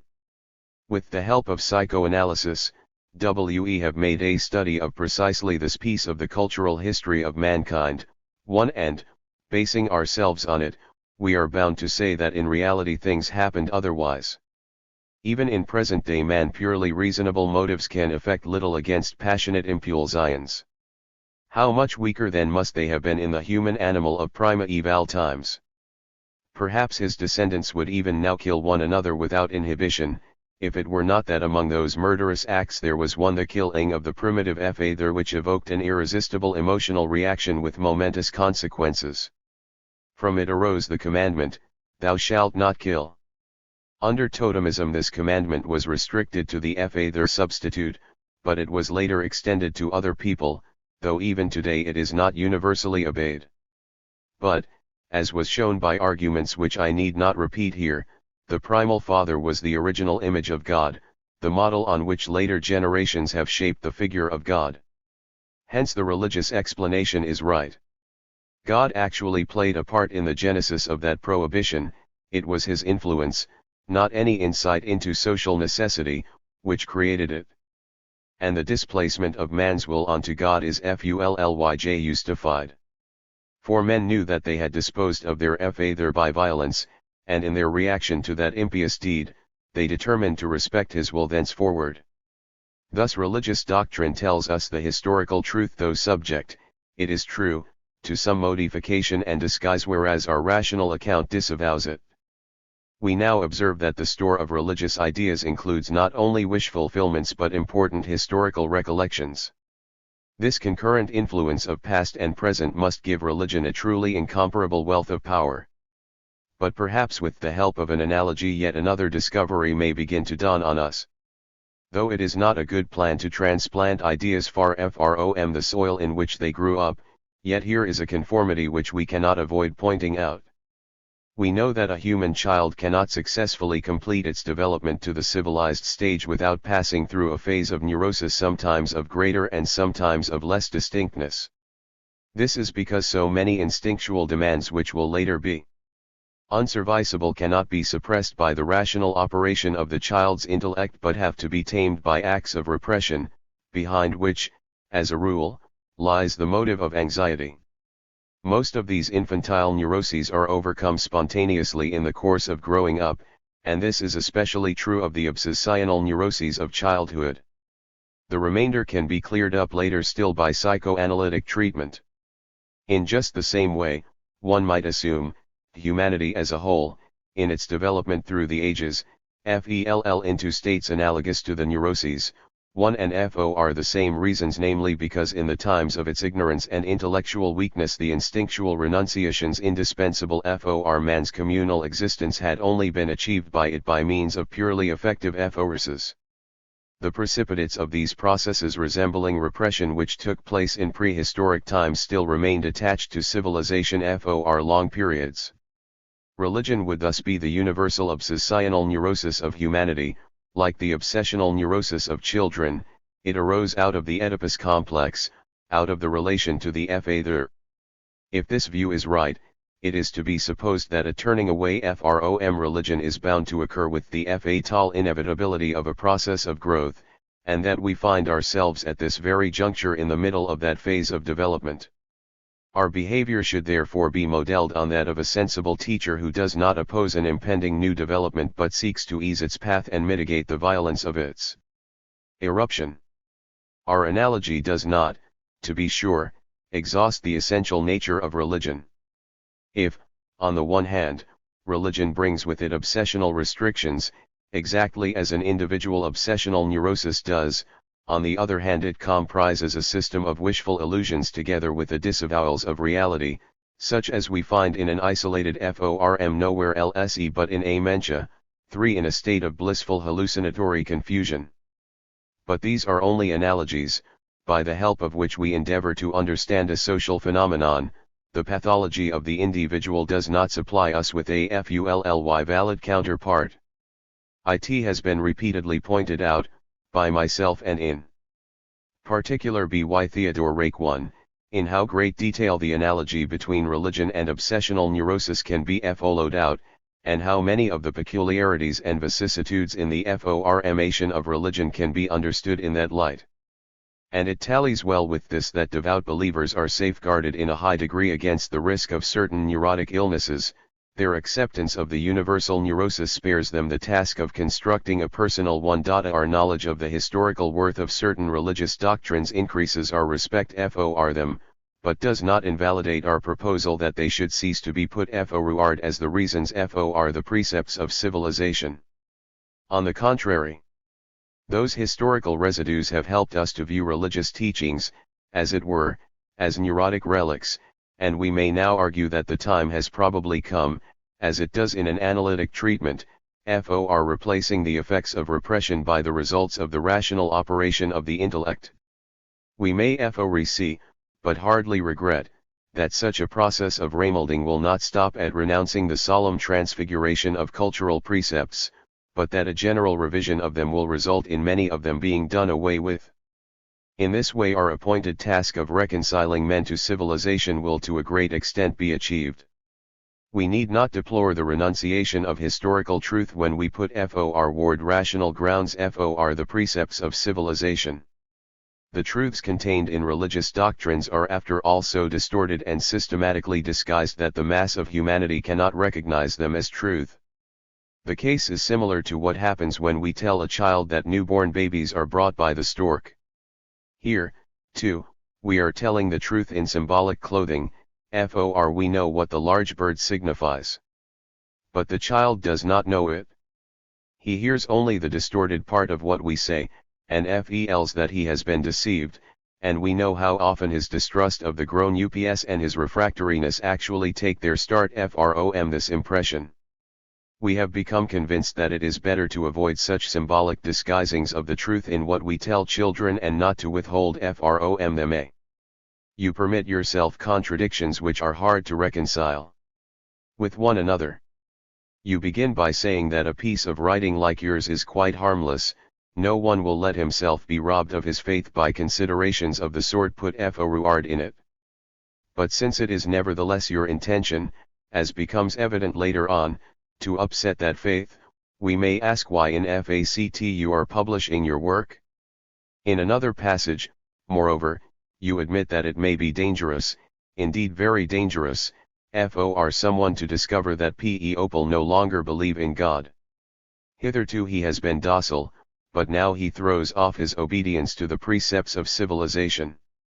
Yet your whole contention that basing the commandments of civilization on religious grounds constitutes a danger for civilization rests on the assumption that the believer can be turned into an unbeliever. Surely that is a complete contradiction. And here is another. On the one hand you admit that men cannot be guided through their intelligence, they are ruled by their passions and their instinctual demands. But on the other hand you propose to replace the effective basis of their obedience to civilization by a rational one. Let who can understand this? To me it seems that it must be either one thing or the other. Besides, have you learned nothing from history?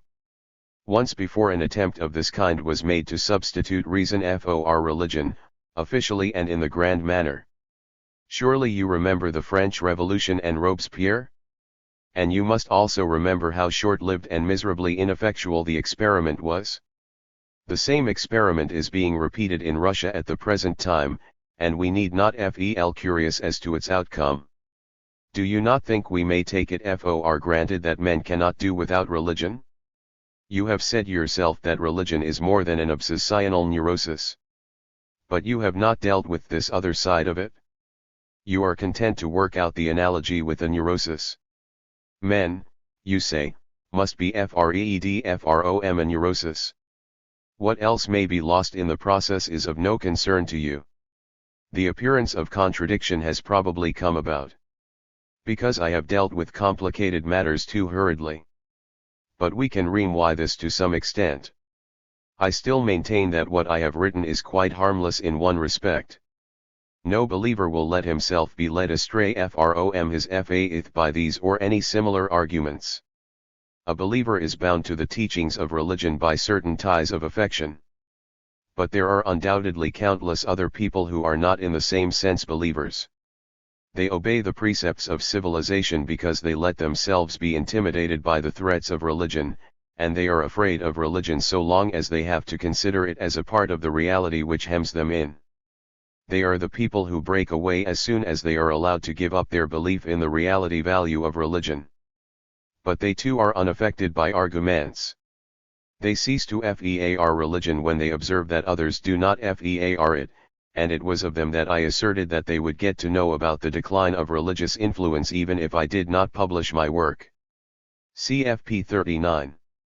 But I think you yourself attach more weight to the other contradiction which you charge me with. Since men are so little accessible to reasonable arguments and are so entirely governed by their instinctual wishes, why should one set out to deprive them of an instinctual satisfaction and replace it by reasonable arguments? It is true that men are like this, but have you asked yourself whether they must be like this, whether their innermost nature necessitates it? Can an anthropologist give the cranial index of a people whose custom it is to deform their children's heads by bandaging them round from their earliest years? Think of the depressing contrast between the radiant intelligence of a healthy child and the feeble intellectual powers of the average adult. Can we be quite certain that it is not precisely religious education which bears a large share of the blame for this relative atrophy? I think it would be a very long time before a child who was not influenced began to trouble himself about God and things in another world. Perhaps his thoughts on these matters would then take the same paths as they did with his forefathers. But we do not wait for such a development. We introduce him to the doctrines of religion at an age when he is neither interested in them nor capable of grasping their import. Is it not true that the two main points in the program for the education of children today are retardation of sexual development and premature religious influence? Thus by the time the child's intellect awakens, the doctrines of religion have already become unassailable. But are you of opinion that it is very conducive to the strengthening of the intellectual function that so important a field should be closed against it by the threat of hellfire?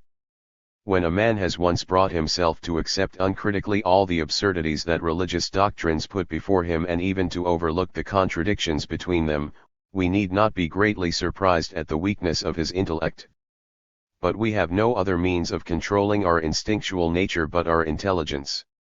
How can we expect people who are under the dominance of prohibitions of thought to attain the psychological ideal, the primacy of the intelligence?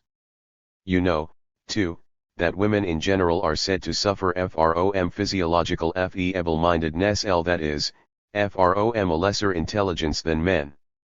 The fact itself is disputable and its interpretation doubtful, but one argument in favor of this intellectual atrophy being of a secondary nature is that women labor under the harshness of an early prohibition against turning their thoughts to what would most have interested them, namely, the problems of sexual life.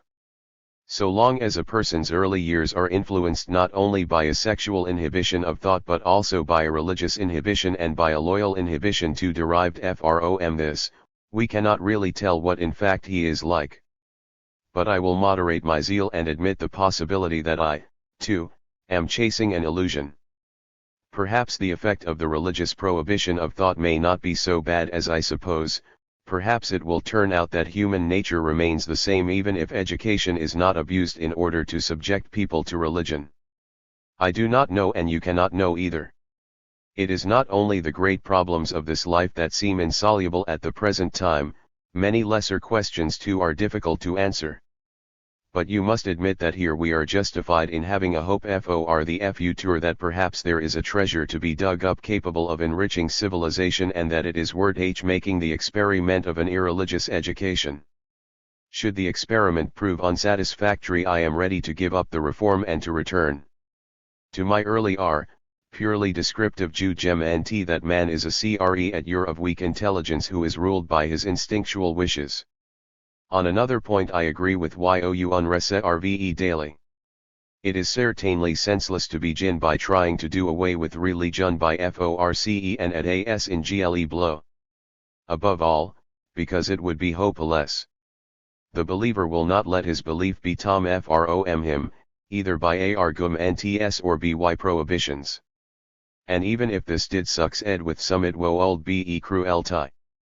A man who has been taking sleeping draughts for tens of years is naturally unable to sleep if his sleeping draught is taken away from him.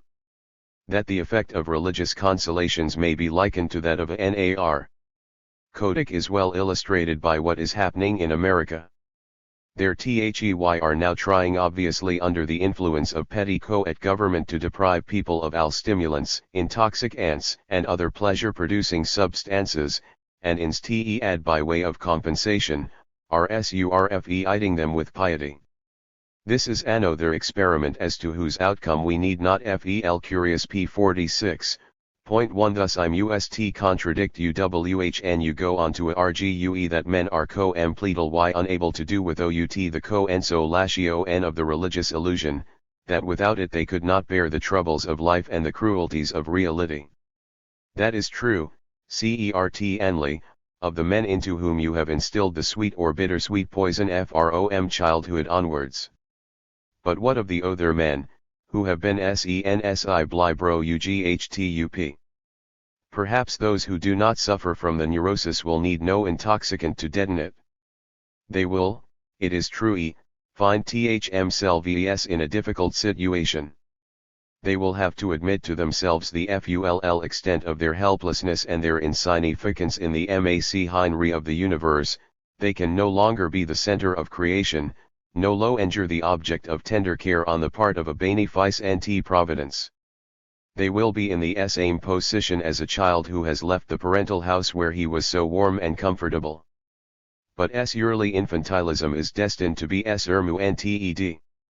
Mary cannot remain children forever, they must in the end go out into hostile life. We may call this education to reality. Nay, I confess to you that the sole purpose of my bouquet is to point out the necessity for this forward step. You are afraid, probably, that they will not stand up to the hard test?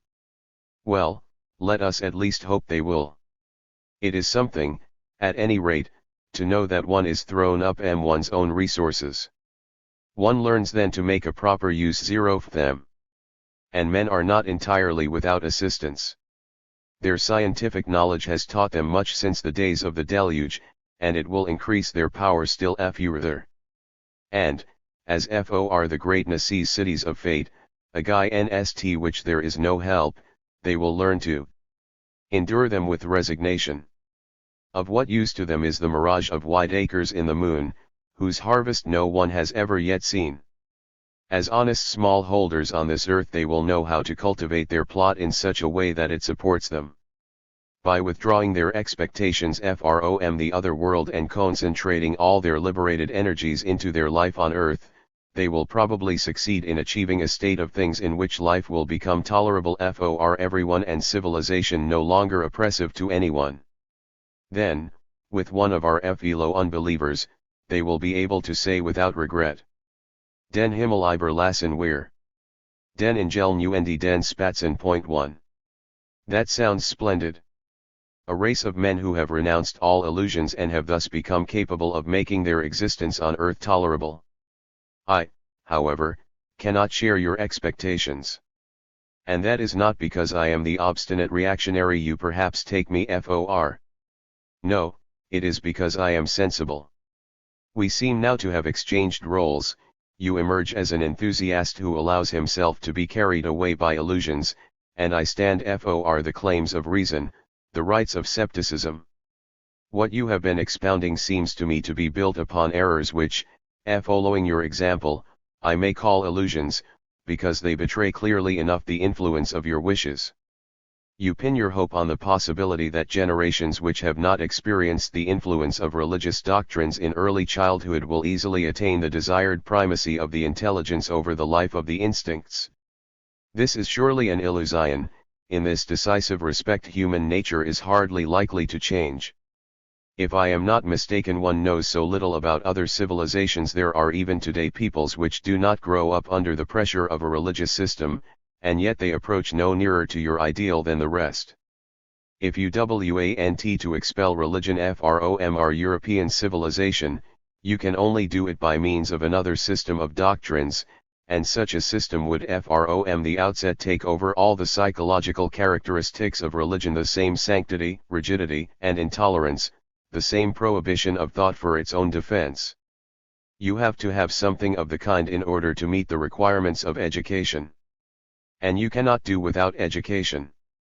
The path from the infant at the breast to the civilized man is a long one. Too many human young would go astray on it and fail to reach their life tasks at the proper time if they were left without guidance to their own development. The doctrines which had been applied in their upbringing would always set limits to the thinking of their riper years, which is exactly what you reproach religion with doing today.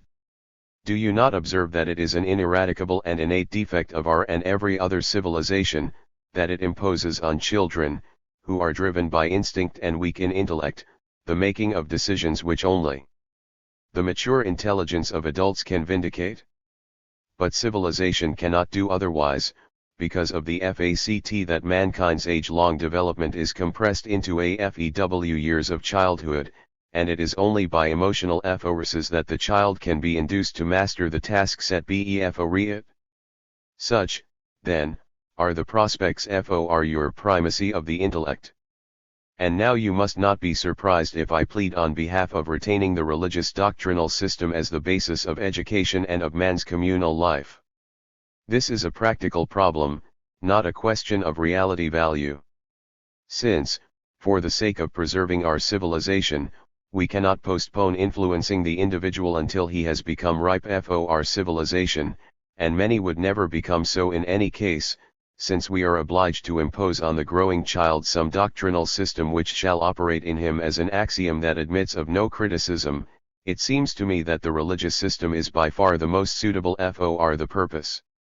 And it is so, of course, precisely on account of its wish-fulfilling and consolatory power, by which you claim to recognize it as an illusion. In view of the difficulty of discovering anything about reality, indeed, of the doubt whether it is possible for us to do so at all, we must not overlook the fact that human needs, too, are a piece of reality, and, in fact, an important piece and one that concerns us especially closely. Another advantage of religious doctrine resides, to my mind, in one of its characteristics to which you seem to take particular exception. For it allows of a refinement and sublimation of ideas, which make it possible for it to be divested of most of the traces which it bears of primitive and infantile thinking. What then remains is a body of ideas which science no longer contradicts and is unable to disprove. These modifications of religious doctrine, which you have condemned as half-measures and compromises, make it possible to avoid the cleft between the uneducated masses and the philosophic thinker, and to preserve the common bond between them which is so important for the safeguarding of civilization. With this, there would be no need to fear that the men of the people would discover that the upper strata of society no longer believe in God. I think I have now shown that your endeavors come down to an attempt to replace a proved and emotionally valuable illusion by another one, which is unproved and without emotional value. You will not find me inaccessible to your criticism. I know how difficult it is to avoid illusions. Perhaps the hopes I have confessed to are of an illusory nature, too. But I hold fast to one distinction. Apart from the fact that no penalty is imposed for not sharing them, my illusions are not, like religious ones, incapable of correction. They have not the character of a delusion. If experience should show not to me, but to others after me, who think as I do that we have been mistaken, we will give up our expectations. Take my attempt for what it is. A psychologist who does not deceive himself about the difficulty of finding one's bearings in this world, makes an endeavor to assess the development of man, in the light of the small portion of knowledge he has gained through a study of the mental processes of individuals during their development from child to adult.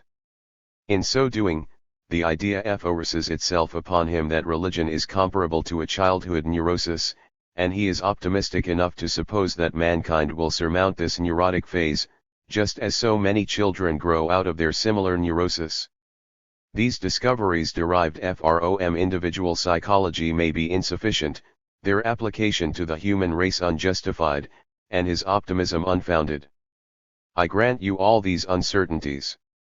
But often one cannot refrain from saying what one thinks, and one excuses oneself on the ground that one is not giving it out for more than it is worth. And there are 2 points that I must dwell on a little longer. Firstly, the weakness of my position does not imply any strengthening of yours. I think you are defending a lost cause. We may insist as often as we like that man's intellect is powerless in comparison with his instinctual life, and we may be right in this. Nevertheless, there is something peculiar about this weakness. The voice of the intellect is a soft one, but it does not rest till it has gained a hearing. Finally, after a countless succession of rebuffs, it succeeds. This is one of the FEW points on which one may be optimistic about the future of mankind, but it is in itself a point of no small importance. And from it one can derive yet other hopes. The primacy of the intellect lies, it is true, in a distant future, but probably not in an irrefinitive distant one. It will presumably set itself the same aims as those whose realization you expect from your God, of course within human limits so far as external reality, Ava Y1J, allows it, namely the love of man and the decrease of suffering. This being so, we may tell ourselves that our antagonism is only a temporary one and not irreconcilable. We desire the same things, but you are more impatient, more exacting, and why should I not say it? More self-seeking than I and those on my side. You would have the state of bliss begin directly after death, you expect the impossible from it and you will not surrender the claims of the individual. Our God, Aoer, one will fulfill whichever of these wishes nature outside us allows, but he will do it very gradually, only in the unforeseeable future, and for a new generation of men. He promises no compensation for us, who suffer grievously from life. On the way to this distant goal your religious doctrines will have to be discarded, no matter whether the first attempts fail, or whether the first substitutes prove to be untenable. You know why. In the long run nothing can withstand reason and experience, and the contradiction which religion offers to both is all too palpable. Even purified religious ideas cannot escape this fate, so long as they try to preserve anything of the consolation of religion. No doubt if they confine themselves to a belief in a higher spiritual being, whose qualities are indefinable and whose purposes cannot be discerned, they will be proof against the challenge of science, but then they will also lose their hold on human interest.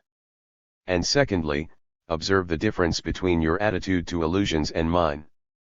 You have to defend the religious illusion with all your might. If it becomes discredited and indeed the threat to it is great enough, then your world collapses. There is nothing left for you but to despair of everything, of civilization and the future of mankind. From that bondage we are, free. Since we are prepared to renounce a good part of our infantile wishes, we can bear it if a few of our expectations turn out to be illusions. Education from the burden of religious doctrines will not, it may be, effect much change in men's psychological nature. Our God Aoer, is perhaps not a very almighty one, and he may only be able to fulfill a small part of what his predecessors have promised. If we have to acknowledge this, we shall accept it with resignation. We shall not on that account lose our interest in the world and in life, for we have one sure support, which you lack. We believe that it is possible for scientific work to gain some knowledge about the reality of the world, by means of which we can increase our power and in accordance with which we can arrange our life. If this belief is an illusion, then we are in the same position as you. But science has given us evidence by its numerous and important successes that it is no illusion. Science has many open enemies, and many more secret ones, among those who cannot forgive her for having weakened religious faith and for threatening to overthrow it. She is reproached for the smallness of the amount she has taught us and for the incomparably greater field she has left in obscurity. But, in this, people forget how young she is, how difficult her beginnings were, and how infinitesimally small is the period of time since the human intellect has been strong enough for the tasks she sets. Are we not all at fault, in basing our judgments on periods of time that are too short? We should make the geologists our pattern.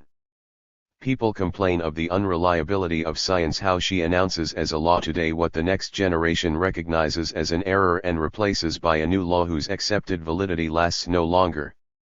But this is unjust and in part untrue. The transformations of scientific opinion are developments, advances, not revolutions. A law which was held at first to be universally valid proves to be a special case of a more comprehensive uniformity, or is limited by another law, not discovered till later. A rough approximation to the truth is replaced by a more carefully adapted one, which in turn awaits further perfectioning. There are various fields where we have not yet surmounted a phase of research in which we make trial with hypotheses that soon have to be rejected as inadequate, but in other fields we already possess an assured and almost unalterable core of knowledge. Finally, an attempt has been made to discredit scientific endeavor in a radical way, on the ground that, being bound to the conditions of our own organization, it can yield nothing else than subjective results, whilst the real nature of things outside ourselves remains inaccessible. But this is to disregard several factors which are of decisive importance for the understanding of scientific work. In the first place, our organization, that is, our mental apparatus, has been developed precisely in the attempt to explore the external world, and it must therefore have realized in its structure some degree of expediency. In the second place, it is itself a constituent part of the world which we set out to investigate, and it readily admits of such an investigation. Thirdly, the task of science is fully covered if we limit it to showing how the world must appear to us in consequence of the particular character of our organization, earthly, the ultimate findings of science, precisely because of the way in which they are acquired, are determined not only by our organization but by the things which have affected that organization. Finally, the problem of the nature of the world without regard to our percipient mental apparatus is an empty abstraction, devoid of practical interest. No, our science is no illusion. But an illusion it would be to suppose that what science cannot give us we can get elsewhere.